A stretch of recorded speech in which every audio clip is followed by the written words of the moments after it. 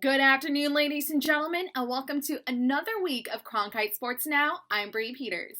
To start the show off, we have some breaking news. The International Olympic Committee has officially postponed the Tokyo Games until 2021.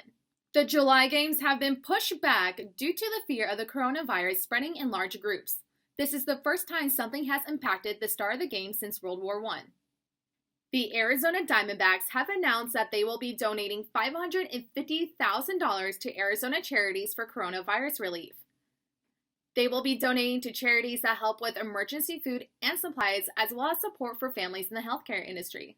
And the donations don't stop there. The Arizona Cardinals announced this morning that the team will be donating $1 million to the Arizona Coronavirus Relief Fund, which is a branch of the Arizona Together initiative launched by Governor Doug Ducey in response to the pandemic. In other Cardinal news, the Red Sea has officially let Joe Walker walk. Walker spent one season with the team with 11 starts and 65 tackles.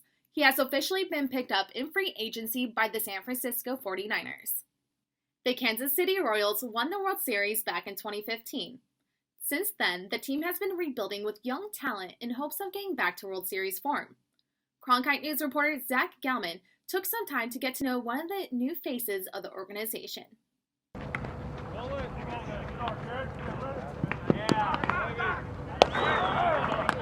At 5'11", Nicky Lopez, aka Shorts, was selected by Kansas City in the 2006 Major League Draft. He went in the 5th round out of Creighton University.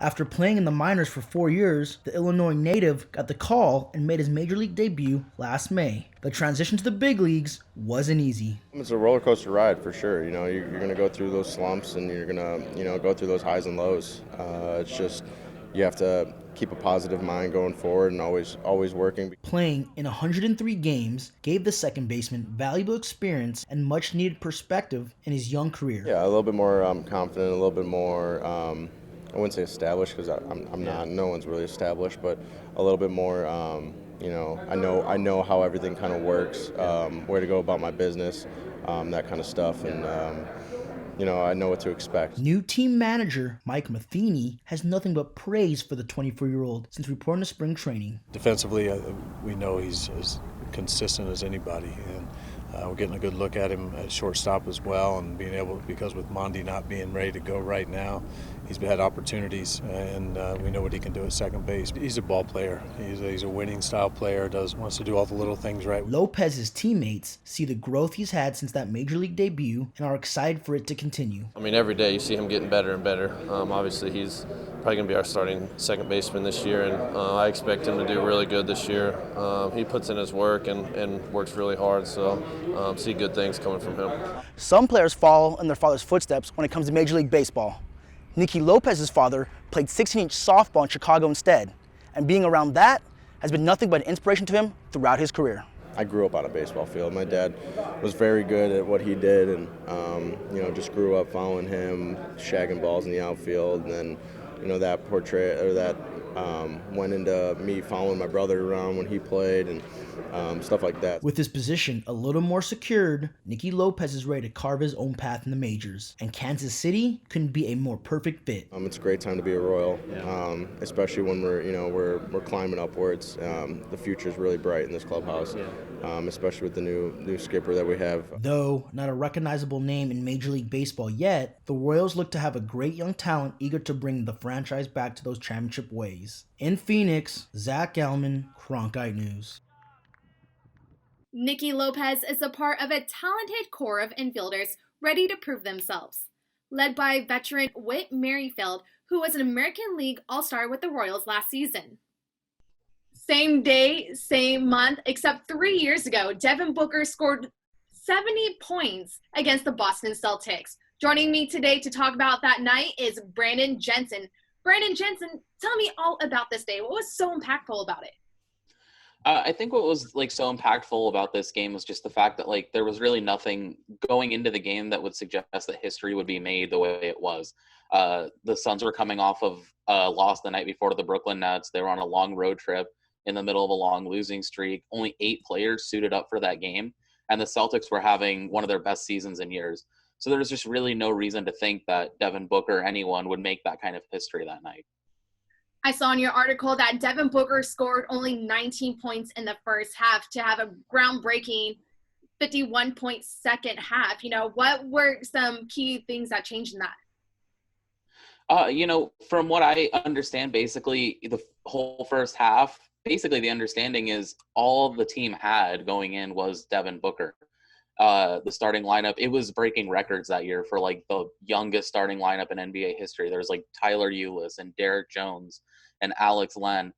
If they took away Devin Booker, that was, an easy win. But in the second half, Earl Watson was able to get Booker a lot of shots away from Marcus Smart, who's one of the best defenders in the league. So I think that helped, and I think he was just kind of feeling it, and it led to that explosion in the second half. What were the Celtics' response to it?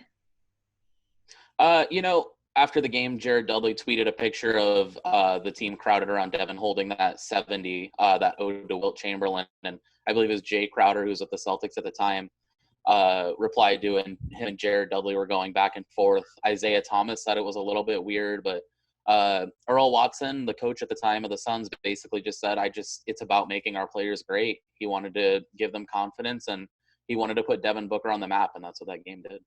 Well, at the end of the day, the Celtics won 130-120. So the Suns still had something to celebrate. Isn't that something worth noting? Yeah, it is. And, just with the amount, it's a franchise that's seen championship runs. It's seen MVPs. The only thing it really hasn't seen is an actual championship. So somehow Devin Booker's 70 points still ranks up there. I mean, he's in company with Elgin Baylor, Kobe Bryant, David Robinson, and Wilt Chamberlain, and David Thompson. That's something to celebrate regardless of how the final score played out. Well, thanks for joining me, Brandon. I really appreciate you taking the time to talk to us about this. Thank you. From the court to the diamond, legendary pitcher Randy Johnson did something that seemed like just that, a legend. Johnson threw a deadly fastball to home plate, but instead got an explosion of feathers. That's right, Randy Johnson hit a dove that happened to fly by at the wrong time. Luckily, the Diamondbacks video coordinator got the pitch on camera. I'm sure people would think it really was a legend. Well, that does it for today's remote edition of Cronkite Sports Now. For top Arizona sports stories from around the valley, visit the Cronkite Sports tab on arizonasports.com.